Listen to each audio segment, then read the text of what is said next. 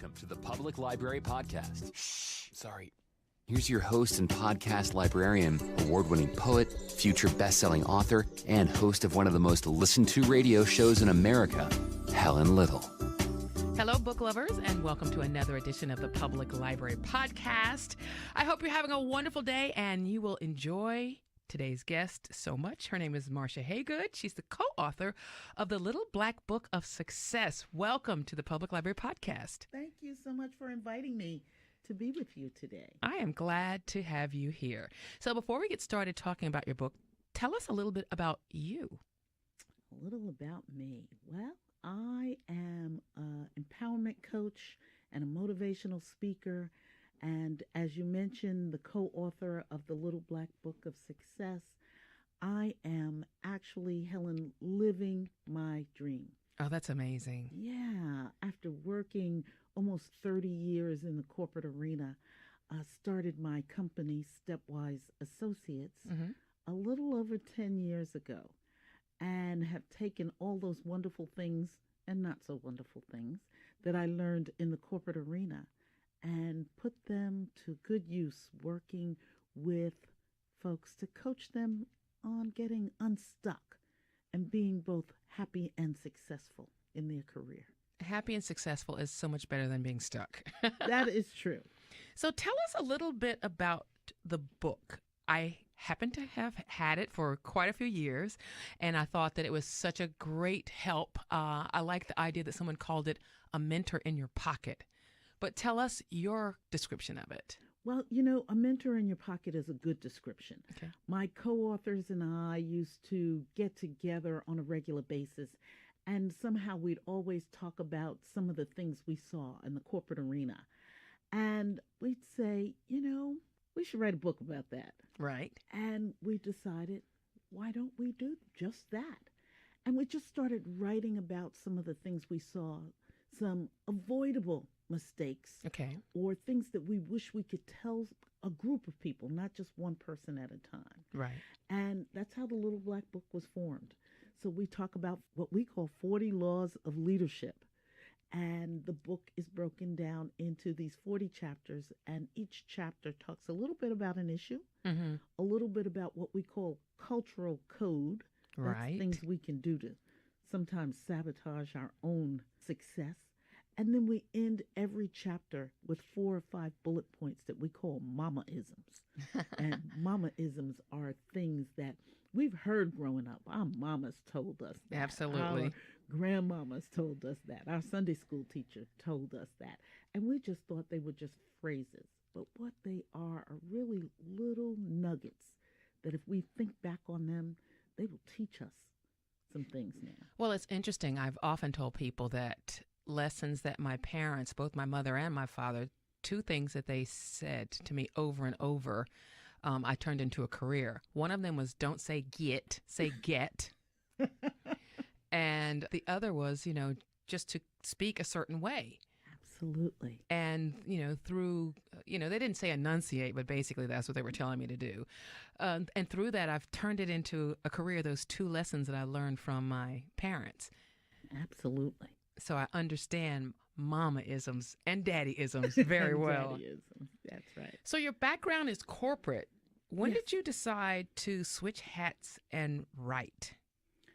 Writing was not a passion. Okay. It wasn't something that wasn't a goal that I set out to accomplish. It was really notes that I took for myself. And I was always a coach. You know, I grew up in human resources. And my last job was really coaching senior executives Okay. to keep them out of trouble, to sort of help guide them. And most of them didn't look like me. And I was able to sit in the room with them, learn how they thought, learn how they handled certain situations. And what it taught me was strategy. And I thought, I better write this down. I better keep track of this. A lot of good lessons here. That's really cool. One of the quotes that I read about your book, some leaders are born and some are made. You address this in your book. What's the difference between the 2 types, and why is it important to address? It's important to address because some people don't think that they can do something that they weren't born to do. I wasn't born to be a writer. Good point. But I learned it. And it has served me well. And I think that other people can do the same. The one thing that my mother did all the time is she told me, you can do anything you want to do. And I was crazy enough to believe her. So anything I think about, if I want to do it, I'll try it. A lot of people didn't have my mama Right. to tell them that. And so I want to be around to say to people, try things. Take your dreams out of storage. Try it. I love that. Take your dreams out of storage. Yeah. I'm stealing that. That's a T-shirt. You can have it. We can share it. Okay. Actually, let's share it with everyone who is listening. Yeah.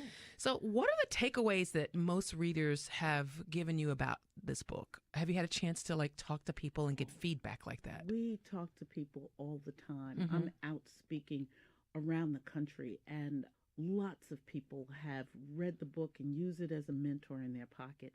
Different people, based on where they are in their career and their life, pick different chapters that they think are important.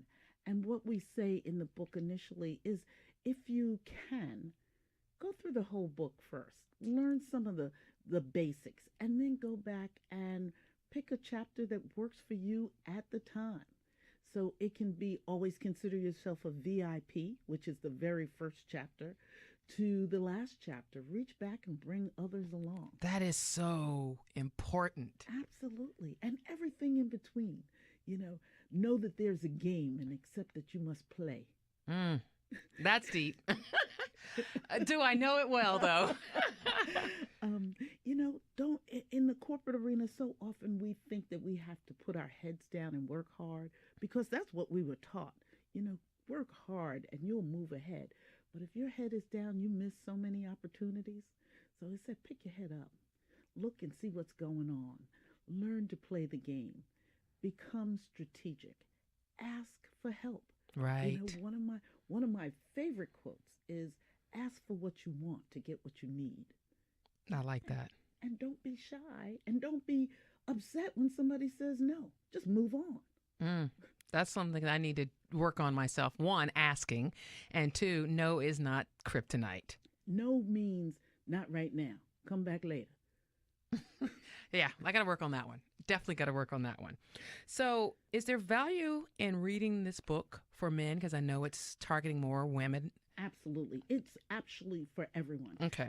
We said for Black women, because when we were writing the book and doing research, we saw no books. Okay. None that talked about women, Black women, and leadership in the same sentence. And we're talking 2008, 2009. It was like, we were sort of hidden there. Yeah, you happen to move up the ladder a little bit, but you weren't really leader per se. Right. And I have air quotes around that. So we decided we wanted to make sure not to exclude anyone, but to make sure that Black women knew they were included. And we have gotten testimonials from Black women, from women of other ethnicities, and from lots of men. And I think probably one of my first speaking engagements, my first big corporate speaking engagements about the book, came from a man who worked at a corporation who kept reading his wife's book on the nightstand and said, I have to meet these ladies and get them in there. And we started from there. So it's really for everyone. Now, can it also benefit you if you don't work in a corporate environment? Absolutely. I think the lessons are leadership lessons, not corporate lessons. Got it. And the first person you lead is yourself. Oh, powerful. I love it. So you gave us a couple of snippets, but I want to take a break. And when we come back, will you do a reading? Absolutely. Okay, great. The Public Library Podcast with Helen Little. Hi, I'm Simone Kelly, author of Like a Fly on the Wall, and you're listening to the Public Library Podcast with Helen Little, a place to check out books. We are back with my special guest today, Marsha Haygood. She is one of the co-authors of the Little Black Book of Success. And before we start with the reading, what was the process of being part of a writing collective like? Very interesting. The three of us worked at the same company, Mm-hmm. but not in the same division, and we had never worked together. And what we did is just said, let's just put our passion out there. And egos fell to the side, and we just worked it out. And we still are working it out because we've just written now the companion workbook. Oh, to go along excellent. with that. And I'll be able to tell you a little more about that as well. Okay, well, continue with the reading now. Well, it's very funny that you talked about communication skills because I just so happened to open the book Mm-hmm. to just that. The chapter is communicate clearly in person and on paper. No matter what your job is, you must make time to communicate and do it well. Communication is both a skill and an art. Even though you've been communicating all your life, effective communication is a whole different animal. People will judge your intelligence by the way you speak. For example, whether you pronounce the letter G at the end of a verb. May say what schooling you've had. They draw conclusions about you, whether you say going or going, or whether you say ax or ask. It doesn't matter if others say it in the office. You can't. One of the things you need to do is make sure that you have a handle on your grammar, using correct sentence structure at all times, enunciating your words, increasing your vocabulary, and improving your mastery of the English language is the only way that you'll get your ideas understood and have others listen to you. Having the ability to communicate is the only way leaders get people to follow them. Perfect. I mean, that is so interesting after I brought up how my parents instilled those same things in us. And then like I said, I turned it into a career. Absolutely. I still say Ghana, but Just between us. I know. And there are times though, like I will record something and I hear how I pronounce something, and it's very colloquial. And part of that is because I'm Southern and raised in the South, and just how everybody talked like this, especially working in a place like New York. It's like, it's a little different now. But I do have people who will call me from time to time, like, I can tell you're not from here. I'm like, yeah, pretty much. So what surprised you most about writing this book? How many people said that they really needed it? We didn't name it a mentor in your pocket. People who read it did. And so many people said, you know what, I needed to hear that. And they needed to hear it from us, from people who had been there and done that. The three of us had worked in the corporate arena, Mm-hmm. had been successful, working on the book, had worked as a sisterhood. And who are the other two authors? I did not mention them. Rhonda Joy McLean is the Deputy General Counsel at Time Inc. Okay. Elaine Merrill Brown at the time was the Senior Creative Director at HBO. And at the time, I was the Executive Vice President of Human Resources at New Line Cinema. Right. You know, we work as a sisterhood. We're still friends. That's a good thing. And the fact that we could put our egos to the side and just work collectively was important to see, Mm-hmm. important to do, and important to keep telling people about, because so often egos get in the way. Yeah. You know, the book is now in its 10th printing. Oh, that's awesome. So it's still going well. We have a very large following.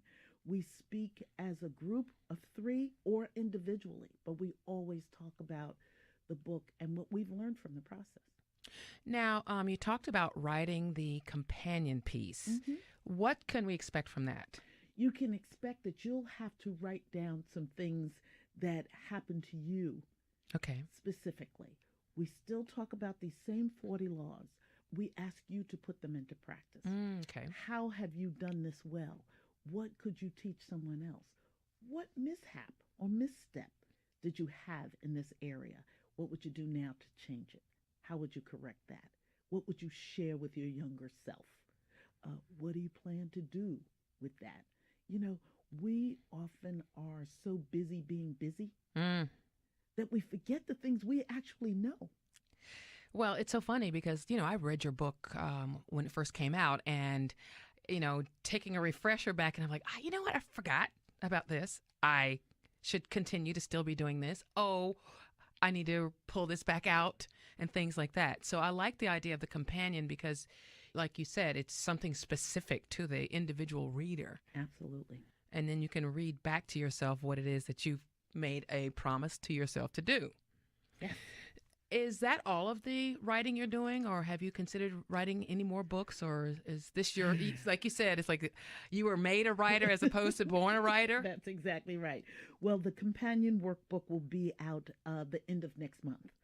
And I have been playing with, drafting, working hard on writing another book. Oh, wow. And I'm happy and proud. I'm happy and proud too. And I'm hoping to have it out by the end of this year or the beginning of next year.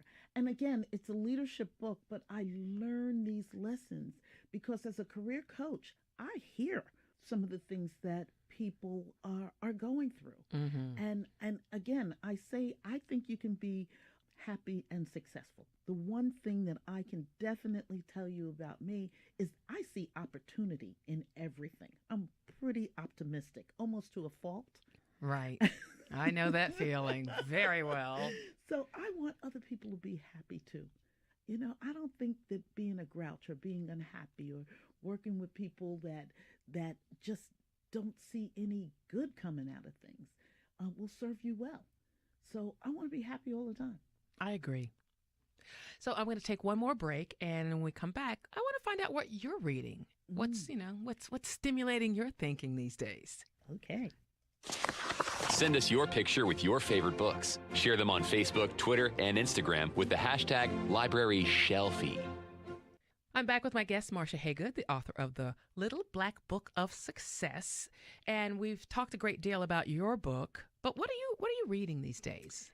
It's interesting. I have been reading, and I do this every year, by the way. This is a book that I go back and reread, and I get something different from it each Interesting. time. Is Who Moved My Cheese? Oh, yeah. I know that book by heart. I think I know it by heart because I read it almost every year. And every year I get something else out of it. Most of the books that I'm reading right now are all business related. Mm-hmm. They have something to do with work. But that one I go back to. It's a go-to. I used to have in Wisconsin, the Green Bay Packers have the Cheeseheads. So when I was managing a staff at a radio station, and the way we started all of our staff meetings was, you had to tell the story about one of your coworkers. And then whoever, had the most profound movement of the cheese, that sounds kind of crazy right now to say it that way, that they got to have the cheesehead for the week. How wonderful. I think that's great. So we literally moved the cheese. Exactly right. I'm also rereading, and I had only read parts of it in all fairness. My good friend Carla Harris, Expect to Win was her first book, and Strategize to Win is her current book. And I had read Expect to Win. I'm going back and rereading that, and I had not read Strategize to Win. So I am reading that one as well. And then the third book, which I've sort of found by accident, is the book called Brag. Are you familiar? No, I'm not. It's by Peggy Klaus. I have to write that down. And what she talks about is learn how to talk about yourself in a positive way to let people know that you're interesting. And she says you should develop brag bites because especially women don't like to brag about themselves. So you need to know how to talk about yourself in little brag bites so that people know who you are and you don't have to feel guilty about bragging. That's another one sounds like I need to read. It's a really good book, very small book, but it's worth it. Sometimes she goes a little over the top, but that's okay. You'll get the point. Well, I have introverted tendencies anyway, so I don't even like to tell people about myself, let alone brag. I will go in a room full of people at an event, and if I'm by myself, I have a challenge with it just introducing myself. Oh, wow. Like I'm even in the room. Oh, and see, I sort of walk in the room acting like I own it, so that's just the opposite. No, it's like I need to tone it down a bit. Tone it down. It's just the shyness in me is like, okay, I can do this. No, I can't. So, did you read growing up? What did you like in terms of books when you were growing up? Yeah, I read just anything that you put in front of me. Mm-hmm. I was reading. I loved to get on the beach and pick up a James Patterson book. Yes. Or, one of those. It's funny, when I was younger, I felt guilty when I was reading fiction because I felt like I was supposed to be learning something about something from my time in school, especially in college, because I would want to pick up a book that I wasn't supposed to be reading as opposed to a book I was supposed to be reading and studying. And I developed this guilt because, you need to be reading that English lit book. I like both, though, today. So I found a balance for myself. Where can people get your book? On Amazon. Okay. Always. Both the Little Black Book and the companion workbook will be on Amazon as well. They can buy it at any store. Okay. It's both in hardcover, it's on Kindle, it's an audio book. Awesome. As well. So there is no reason not to get the book and read it or listen to it. Either one. Well, Marsha, I am so glad I got a chance to see you today and to have you on the Public Library Podcast to talk about the Little Black Book of Success. And hopefully it helps to fuel success for those people listening, including myself. More success. Yay, yay. And I'd love to have you come back sometime. Well, thank you so much. And if people want to find you on social media, how do they connect with you? My company name is Stepwise Associates, and my website is the same, www.stepwiseassociates.com. Mm-hmm. I'm on LinkedIn under my name, Marsha Haygood. On Facebook, I'm also under my name as well as my company name. And on Twitter at Stepwise Assoc, because it's too long. Thank you so much. It's been wonderful having you here. Thank you so much for having me. Another show in the books. Join us for the next episode of the Public Library Podcast, a place to check out books. iHeartRadio exclusive.